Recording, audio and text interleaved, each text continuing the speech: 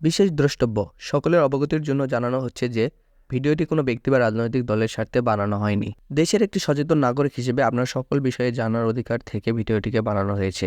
ভিডিওটি অনেক ইনফরমেটিভ বলে আমি মনে করি, তাই স্কিপ না করে সম্পূর্ণ ভিডিও দেখার আমন্ত্রণ রইল। আমরা ছোটবেলা থেকেই শুনে আসছি আজকের শিশু আগামী দিনের ভবিষ্যৎ, কিন্তু আমরা কি সত্যি কথাটিকে বিশ্বাস করি? যদি আপনার উত্তর হ্যাঁ হয়, তাহলে কি হচ্ছে আমাদের দেশের এই ভবিষ্যতের সাথে? চলুন বিস্তারিত আলোচনা করা যাক। বর্তমানে সোশ্যাল মিডিয়া ও পত্রপত্রিকায় একটি নিউজ ঘুরে বেড়াচ্ছে, শিশু মুনতাহা হত্যা। গৃহ শিক্ষিকা শামীমা বেগমকে চুরির অপবাদ দেওয়ায় তার শিশু ছাত্রী মুনতাহা, যার বয়স মাত্র 5 বছর, তাকে নির্মমভাবে হত্যা করে গুম করে দেওয়ার চেষ্টা করা হয়। আপনার কি মনে হয় সারা দেশে শুধু এটি একটি মর্মান্তিক ঘটনা? তাহলে চলুন আরও গভীরে প্রবেশ করা যাক। তার আগে জেনে নিই শিশু কারা। জাতীয় শিশু নীতি 2011 অনুযায়ী 18 বছরের কম বয়সীরা শিশু এবং 14 থেকে 18 এর মধ্যে যাদের বয়স তাদের কিশোর বলা হয়। এছাড়াও শিশু আইন 2013 অনুযায়ী 15-18 বছর বয়স পর্যন্ত সকল ব্যক্তি শিশু হিসেবে গণ্য হবে। প্রথম আলোর একটি প্রতিবেদনে বলা হয়, চলতি বছর জানুয়ারি থেকে সেপ্টেম্বর মাস পর্যন্ত সারা দেশের বিভিন্ন থানায় ও আদালতে ন্যারো শিশু নির্যাতন দমন আইন 2000 এর বিভিন্ন ধারায় মোট মামলা হয় 12,769টি। এর মধ্যে শিশু পণবন্দি করে রাখার অভিযোগে মামলা হয় 25টি এবং ধর্ষণের পর হত্যা করা হয় 11 জন শিশুকে। এছাড়াও কন্যা শিশুর পরিস্থিতি পর্যবেক্ষণ নামে একটি প্রতিবেদন উপস্থাপন অনুষ্ঠানে বলা হয়, চলতি বছর প্রথম 8 মাস অর্থাৎ জানুয়ারি থেকে আগস্ট সারা দেশে ধর্ষণের শিকার হয় 224 জন কন্যা শিশু। একই সময়ে হত্যার শিকার হয়েছে 81 জন এবং আত্মহত্যার পথ বেছে নিয়েছে 133 জন কন্যা শিশু। জাতীয় কন্যা শিশু অ্যাডভোকেসি ফোরামের ন্যাশনাল কোঅর্ডিনেটর সৈয়দ আহসাদুজ্জামান অ্যানি আরও বলেন, এর মধ্যে একক ধর্ষণের শিকার হয় 134 জন, গণধর্ষণ 33 জন, প্রতিবন্ধী কন্যা শিশু 9 জন, প্রেমের ফাঁদে ফেলে 35 জন কন্যা শিশুকে ধর্ষণ করা হয়। এছাড়াও 32 জন শিশুকে ধর্ষণের চেষ্টা চালানো হয়। আপনার মনে হতে পারে এগুলো হয়তোবা সাধারণ ধর্ষণ ও হত্যার মতোই ঘটনা, কিন্তু সত্যি কি তাই? বাংলাদেশের আইন অনুযায়ী একজন কন্যা শিশুর 18 বছর হওয়া পর্যন্ত তাকে প্রাপ্তবয়স্ক বলে গণ্য করা হয় না। সেখানে একজন অপ্রাপ্তবয়স্ক শিশুকে গণধর্ষণ করা হচ্ছে। বিষয়টি বুঝতে পারছেন? এবং এর হাত থেকে রেহাই পায়নি প্রতিবন্ধী শিশু। চলুন আপনার বিবেককে আরও একটু জাগ্রত করা যাক। আইএসএফের প্রেরিত মানবাধিকার পরিস্থিতি মনিটরিং প্রতিবেদনে বলা হয়, সেপ্টেম্বরে নারী ও শিশু নির্যাতনের ঘটনা ঘটেছে 208টি। এই মাসে 7 জন মৃত ও 5 জন জীবিত, মোট 12 জন নবজাতক শিশুকে বিভিন্ন স্থানে পরিত্যক্ত অবস্থায় পাওয়া গেছে। একজন নবজাতক শিশু যাকে কিনা জন্মের পর মায়ের কোলে থাকার কথা, তাকে পাওয়া যাচ্ছে পরিত্যক্ত ও মৃত অবস্থায়। একজন সচেতন নাগরিক হিসেবে আপনি কোন দেশে অবস্থান করছেন তা একবার বিবেচনা করুন। আপনার মনে হতে পারে আমরা তো এখন স্বাধীন, আর তাই দেশের সকল উন্নয়নের পাশাপাশি এসব বিষয়ে উন্নয়ন হচ্ছে। তাহলে জাতীয় মানবাধিকার কমিশনের অক্টোবর 2024-এর প্রতিবেদনটি দেখুন, যেখানে বলা হয়েছে অক্টোবরে ধর্ষণের শিকার হয়েছে 22 জন নারী ও 23 জন শিশু। সেপ্টেম্বরের তুলনায় অক্টোবরে শিশু ধর্ষণ বৃদ্ধি পেয়েছে 91.67%।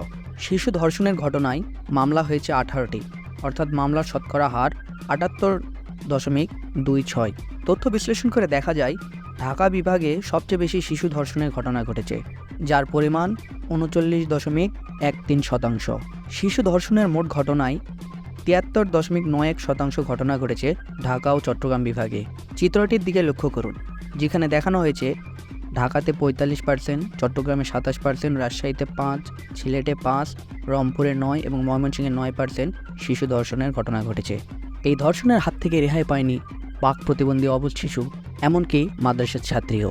রাজধানীর বিমানবন্দর এলাকায় একটি শিশুকে 10,000 টাকা বেতনের একটি চাকরি দেওয়ার প্রলোভন দেখিয়ে উঠিয়ে নিয়ে যায় 2 নারী।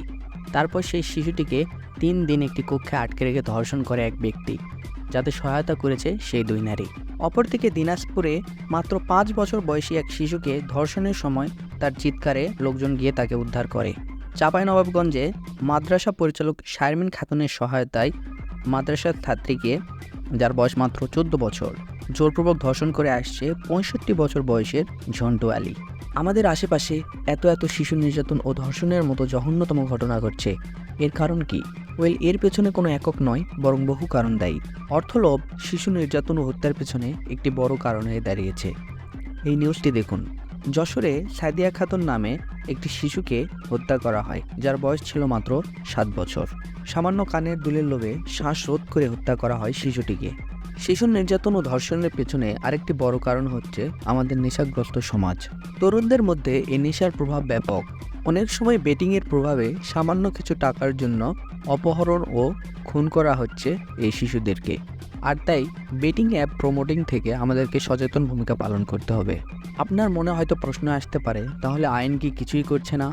নারী ও শিশু নির্যাতন দমন আইন 2000 অনুযায়ী ধর্ষককে যাবজ্জীবন কারাদণ্ড, মৃত্যুদণ্ড এবং অর্থদণ্ডে দণ্ডিত করা হয়েছে।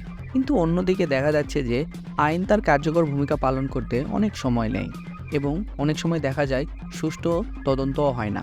আবার অনেকেই লোকভয়ে আইনের আশ্রয় নেয় না, যার ফলে আইনের যথাযথ প্রয়োগ সুনিশ্চিত করা কঠিন হয়ে পড়ে।